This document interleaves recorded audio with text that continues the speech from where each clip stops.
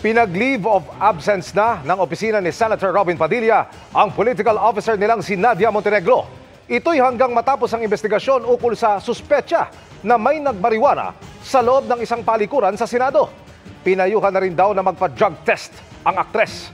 Nakatutok si Mark Salazar. Pinagpapaliwanag ng tanggapan ni Senador Robin Padilla ang staff na si Nadia Montenegro matapos maiugnay sa isyu ng paggamit umano ng marijuana sa Senado. Pero ayon sa Chief of Staff ng Senador, hindi na raw ito pumasok sa trabaho simula nang pumutok ang issue. Hindi na siya pinag-resign, hindi siya nag-resign.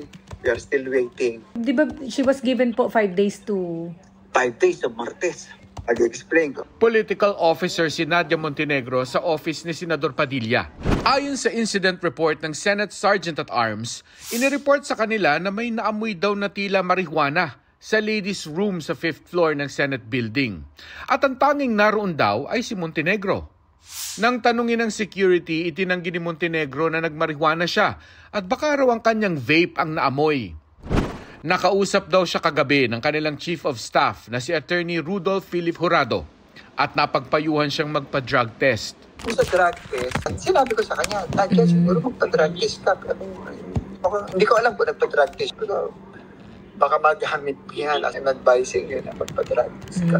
Sinusubukan pa namin makakuha ng pahayag mula sa dating aktres. Dahil sa pangyayaring ito, iminungkahi ni Minority Leader Tito Soto ang random drug test sa Senado para raw masigurong drug-free environment ang mataas na kapulungan. Ginawa niya raw ito nung Senate President siya ng 18th Congress. Hinihinga namin ng pahayag si Senate President Chis Escudero pero nauna na niyang iniutos na imbestigahan ang insidente. Para sa GMA Integrated News, Mark Salazar, nakatutok 24 oras.